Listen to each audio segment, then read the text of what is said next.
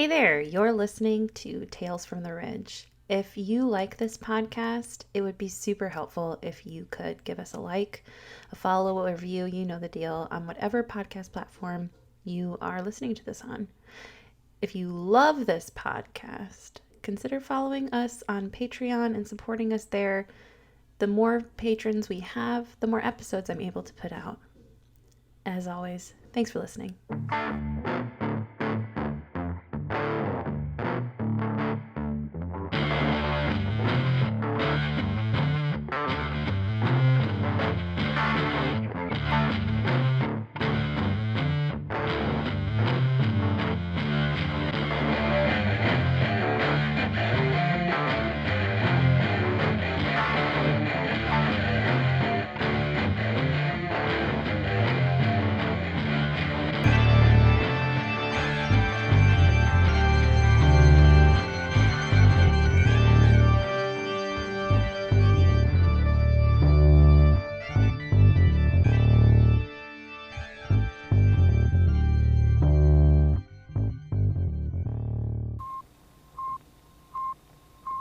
Season 2, Episode 4, Legends of Arcadia Rim, Part 2.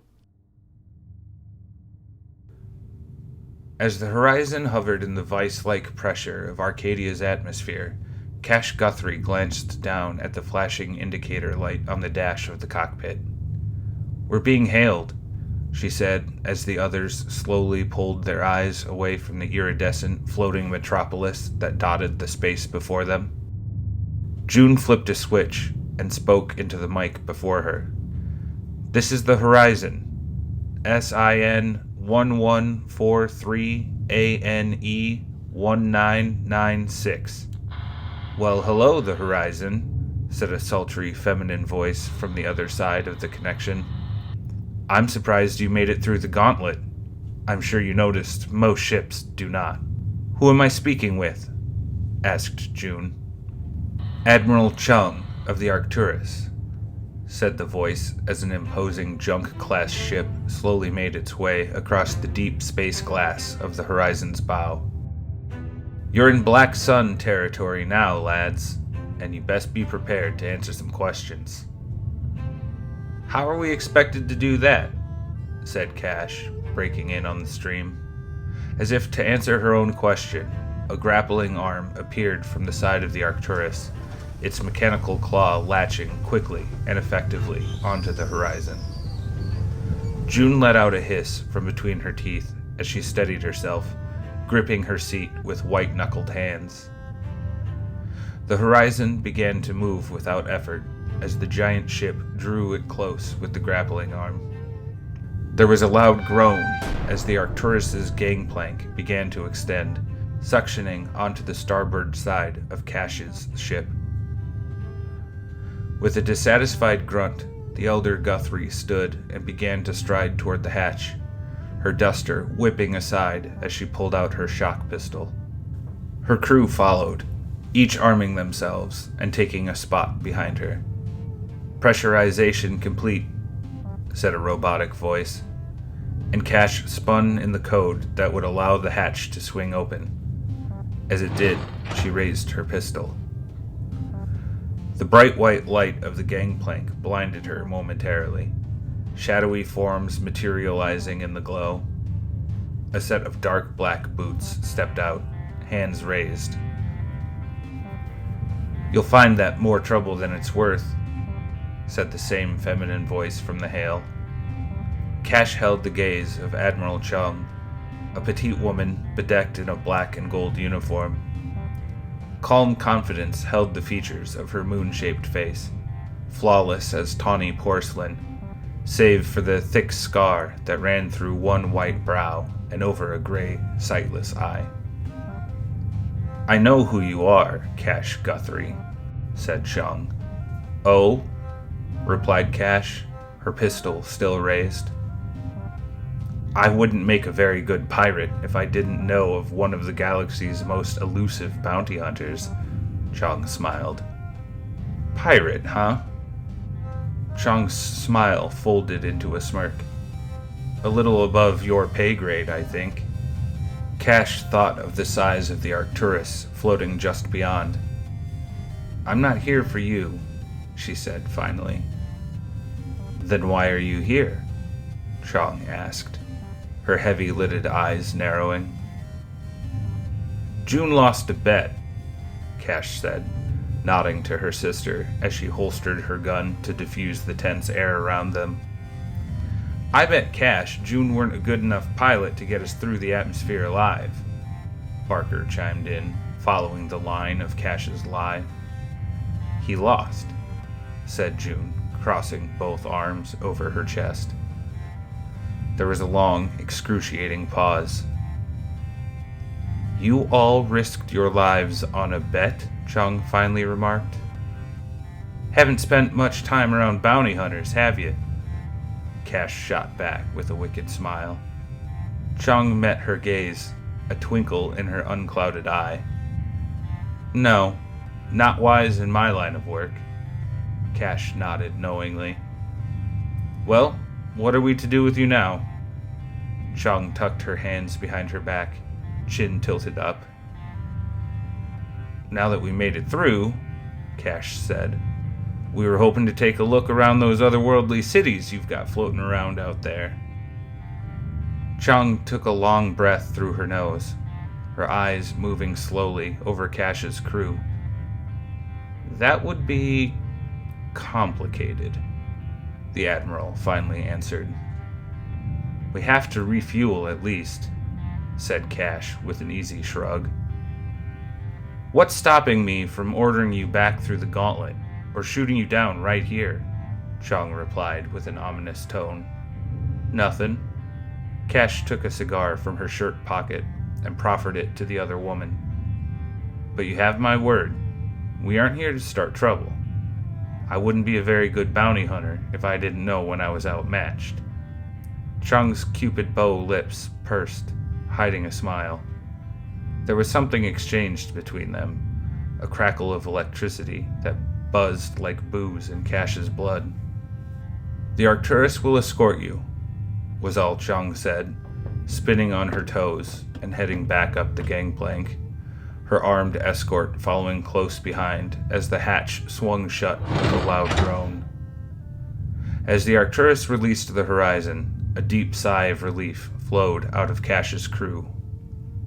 "Mother of Pete," Boone said, leaning against the wall next to him, one fist in his hair. "What the hell are we doing here?" "Hunting for treasure," Cash said. "Things just got complicated. That's all." "When aren't things complicated?" asked June. "That's what makes this job so exciting," Cash said, spreading her arms wide as she gazed at each and every member of her crew, catching a few smiles. "How close are we to the coordinates?" Boone asked. June withdrew the plexiglass and skipped back into the cockpit to find the answer. "About 5 clicks," she shouted back. "What's the plan?" Barker asked as the horizon began to float forward through the steady pressure of the atmosphere, tailing the hulking form of the Arcturus. "The plan, Mr. McCreary, is to smooth talk our way into a pirate queen's good graces," said Cash, leaning back against the metal wall behind her. Barker licked his lips with a dubious expression. "She said she was an admiral." "Right." Cash puffed on her cigar. The crew moved back into the cockpit as they approached one of the floating cities. The blackness of the space around them suddenly awash in glittering lights as skyscrapers stacked one on top of the other like a crystal formation slowly drifted past. Ships and smaller vehicles zipped by them as Chung's ship led them toward what was clearly a docking area. A large inscription, blazing in shining light, blinked at them in a dazzling pattern. "Benbow," read June. "Must be a port of some kind," she continued dubiously, sliding into the space left beside the Arcturus. Large clamps descended with a mighty sound, clamping the horizon into place as the gangplank snaked toward them. The ship jolted, and Cash steadied herself. "Get ready to leave," she ordered, patting the shock rifle at her side for reassurance. The others nodded and quickly dashed to their quarters. It wasn't long before there was another knock upon the hatch. Cash spun the heavy door open, and Admiral Chung stood there again, though alone this time. "Didn't bring your posse?" Cash asked. "I'm perfectly capable of defending myself," said Chung. "That I can believe," said Cash with a coy grin. It might have been her imagination, but Cash thought she saw the slightest blush rise up into Chung's golden cheeks. "Your crew is welcome to explore Benbow Market as your ship fuels, but they are to go no further," Chung explained as the twins, June and Tak, appeared behind her. "Keep your weapons to yourselves, and we shouldn't have any problems. As for you," Chung turned to Cash, "would you like to share some tea?" Cash's eyebrows rose. "Why, I'd be honored, Admiral." June gave Cash a heavy look, as if to question her congeniality, as Chung turned and escorted them all from the ship. A wave of sound crashed over them as they passed into Benbow Market. Raised voices hawking wares, excited conversations, the pop and fizz of street food. All of it danced around them in an orchestra of sound. Cash watched as June's eyes went wide with delight. "Barker, Boone," Cash eyed the twins. "You watch her now. Anything happens, you'll skin us alive," said Barker. "We know," said Boone. They both quickly disappeared, tailing the excited June as she dashed off toward a vendor with an orthopteran lemur on his shoulder.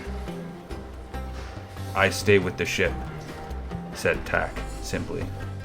"You don't need to do that," Cash pointed out. "She's locked up tight." Tak eyed a nearby ramen stand. "Get some food at least," said Cash with a nod. Tak nodded back and began to lumber through the crowd, a few heads taller than most of the other sentients milling about. "Follow me, if you will, Captain," said Chong, walking stiffly along the edge of the market that faced the docks. "Nobody really calls me Captain," Cash admitted, skipping to catch up with the petite woman. "But you are their leader," Chong said. "Yes." "And you have a ship?" "The Horizon is," Cash thought for a moment, "more like a base of operations than anything. We don't really have a hierarchy." Chung glanced at her sideways. "I have a hard time understanding that." "Well, I'm sure your relationship to the Arcturus is much different," Cash pointed out. "Pirates and bounty hunters live very different lives." "Do we?" A smile peeked at the edges of Chong's lips. "I do most of my work on the ground," said Cash. Was Chong's only response as they turned into a thin hallway leading up to the elevator's sliding glass doors. "Where exactly are we going?" Cash asked. "My office," Chong said evasively. The two women boarded the elevator, and Chung input some sort of code into the interface. Cash grabbed the thin metal handrail for support as the thing shot upward with surprising speed. The city around them blurred, Cash's eyes unable to find a point of focus as glass and neon light washed by. The doors to the elevator opened, and the top floor of Benbow Market appeared to be a small room. A retinue of guards stood in the foyer, armed and armored to the hilt. They did not move, or even blink, as the two women strode by, the Admiral spinning the dial of another lock before Chong's office was revealed, in truth, to be a penthouse. Cash gazed at the luxurious living space that spread before her, letting out an appreciative whistle. Being a pirate sure pays nice, said Cash, as Chung led the way into a step-down living space with a low table surrounded by thin woven mats. Only if you're good at it, said Chung, sitting down at the tea table and indicating for Cash to do the same. And I'm so much more than a pirate these days, Ms. Guthrie. How does one become an admiral amongst thieves? Cash asked as the servant appeared in the room, nodding as Chung instructed her desires in a language Cash did not speak. The admiral returned her attention to Cash. Dedication, ruthlessness, and infallible loyalty to your underlings. Sounds like a lot of work, Cash said, already uncomfortable in her sitting position. Chung, on the other hand, sat stiff as a board across from her, as effortlessly as Cash might spread out on a plush mattress. The tea was brought to them on a large tray with several serving vessels and other instruments Cash did not know the name or purpose of. Chung, however, moved each piece ritualistically. By the end of it all, a porcelain cup filled with steaming oolong sat before her. Thank you, said Cash, lifting her head to gaze up at the Admiral. Chung nodded her head, her glassy eye unmoving as the other held Cash in a firm gaze. Why are you really in Arcadia, Cash Guthrie? Cash took a sip of her still too hot drink, forcing a stoic expression on her face as her tongue burned. What makes you think I didn't tell the truth? Even one as reckless as you would not risk life, limb, crew, and ship on a dare. You don't know me very well, said Cash with a crooked grin. You have something, Chung said, unshaken from her goal. Something I think you want to show me. Do I? You said you know who I am. The Admiral leaned forward ever so slightly. How much do you really know? Well, your reputation outside of Arcadia is almost mythical, Cash answered. Some folks don't even really believe you exist. A woman who started as a prostitute seduced the captain of one of the most notorious ships in the whole galaxy, and then after his untimely demise, somehow managed to unite an entire fleet of pirates under one banner. You don't seem particularly awed or surprised, Chung said, taking a long sip of her tea.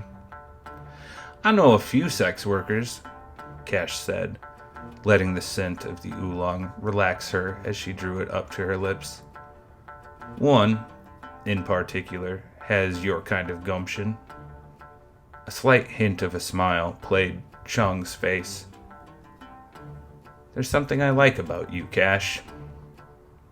The lids of Cash's eyes fell heavily over her gaze as she softened her expressions playfully.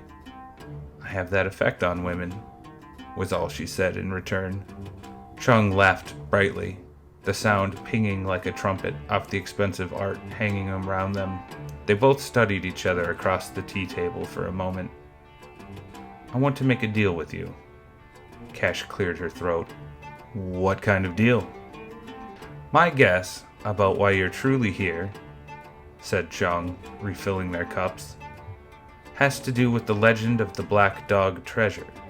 She paused to register Cash's reaction to that before continuing.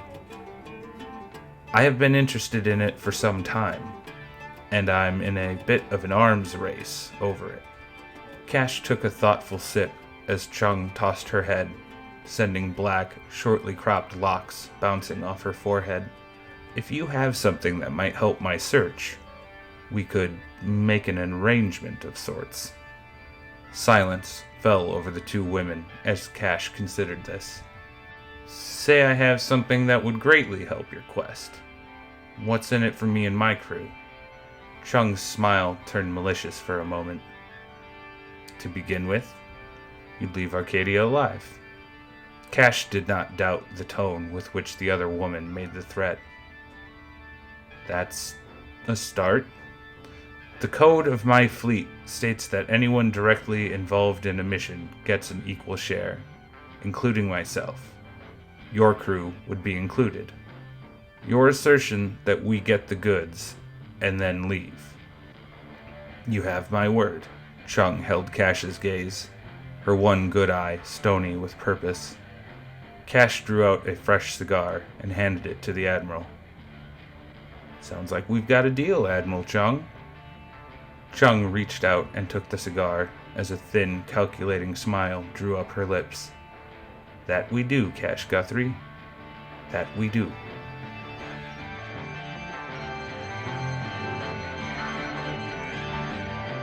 It is only with the amazing, wonderful support of my patrons that I am able to try to make a living on my writing, and this podcast is a huge part of it. So here's the special thank you shout out to my patrons: Sarah, Danielle, Fox, Lisa, Erica, Rain, Bonnie, Mara, Rachel, Robert, Claire, Susasaurus, Matthew, Taysom, Vicky, Michael, Willow, Jill, Orsoya, Franchon, Fritz, Andrew, Megan, Kira, Camille, Emily, Andy, and Kat. Suctioning onto the starboard side of Cash's